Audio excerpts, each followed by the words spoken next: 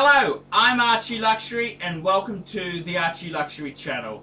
And today I'd like to continue the series, Rolex Vintage Sports Watches. And today I want to look at the vintage version of this, the Rolex Explorer 2. And Archie's owned an Explorer 2, the Orange Hand. And these came out in the early 70s, I think 1972. And that they were a unique watch. This here is a 2004 Polar Explorer 2. But the original one, they came only with a black dial, and the 24-hour hand was in orange, often called the Orange Hand, fuckers! And they were different to the GMT because they had a fixed steel bezel. And I always thought they were pretty cool. They were very cool pieces. And anyhow, I'll tell you the story of the one that Archie had. Many moons ago, early noughties, I used to advertise in the Trading Post, buying watches.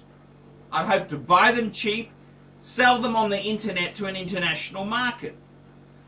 Guy rang me, he's got an Explorer 2, box papers.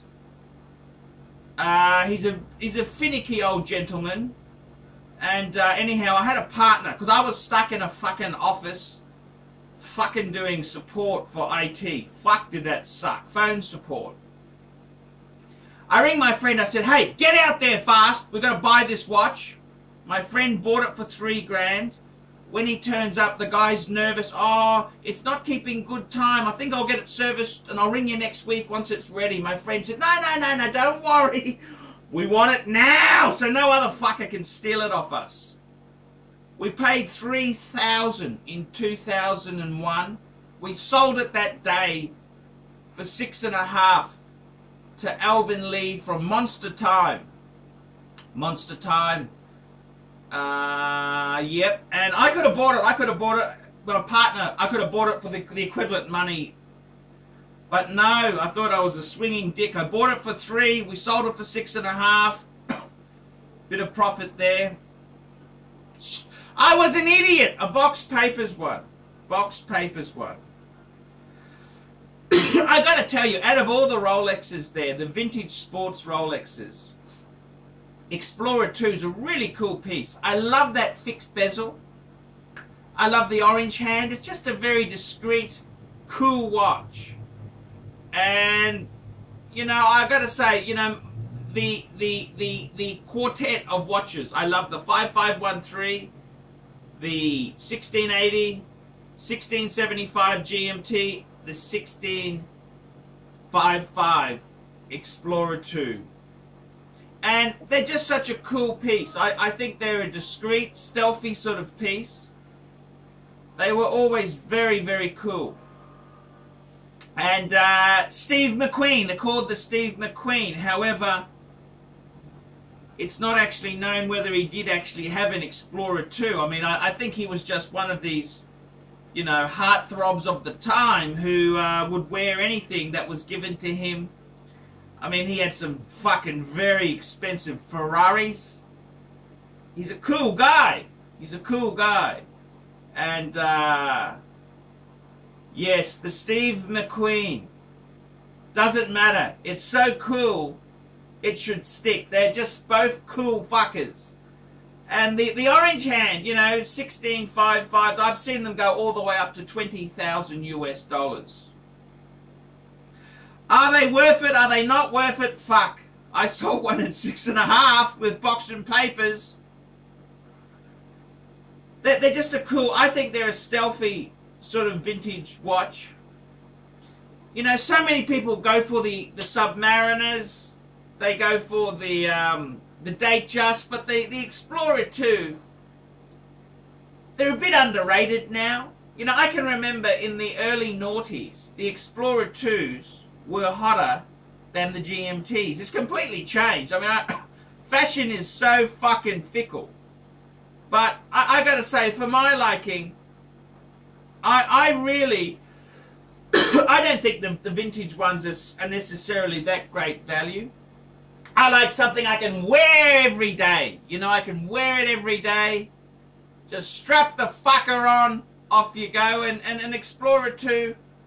Look at that, I got it on a NATO. Strap the fucker on, off you go.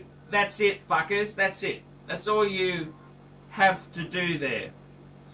So, what do I think? I love them. I love Explorer 2s. They're so cool. They are a cool watch. The vintage pieces. Look, I've been a fucking idiot. I've sold these pieces cheap. Okay, I've been a fucking moron. You know, if I had a lot of money, I think I'd buy a set of fucking plastic Rolex, you know, and I'd have to include the 1655. It's just cool. It's just a cool watch to have. They're cool pieces. And I think, you know, the Explorer 2 itself, it's different from the GMT. It's not a sub, it's not a GMT, it's an Explorer 2. They're just such a cool thing to have. And I really love them. I really do love them. I've had one. You know, I've had countless subs, but one Explorer 2 orange hand.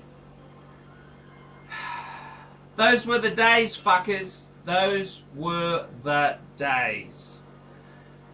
Yep, they're expensive now. Now, you know, I mean, I think the previous model, the 16570, I paid, after tax back, I paid $4,500 for this on a bracelet. No box, no papers, but it's an F serial number. It's an F serial number. Explorer 2. How can you go wrong with that? An F serial number, Explorer 2, 4.5 Aussie. I paid $4 US. Under $4 US for it. Fuck, that's cheap.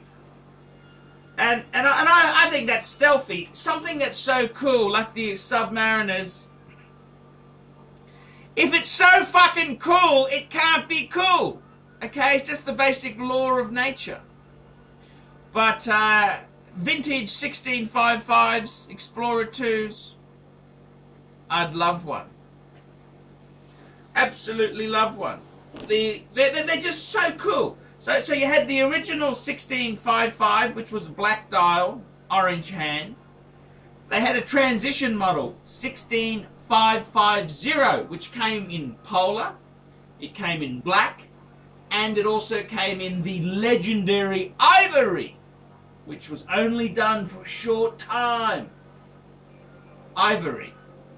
And then they relaunched it as the 16570, which is this piece here. Black or white faces only. And I think that is the fucking optimum one to get. The bang per buck one is this. Then they made it 42 mil. Black and white. They reintroduced the orange hand. They put a 2 in the front. 216570. And the rest is history. Great watches. Love them all. I love the Explorer. I think that's a keeper for me. I mean, I know I've said that fucking heaps of times, but it's a keeper, fuckers.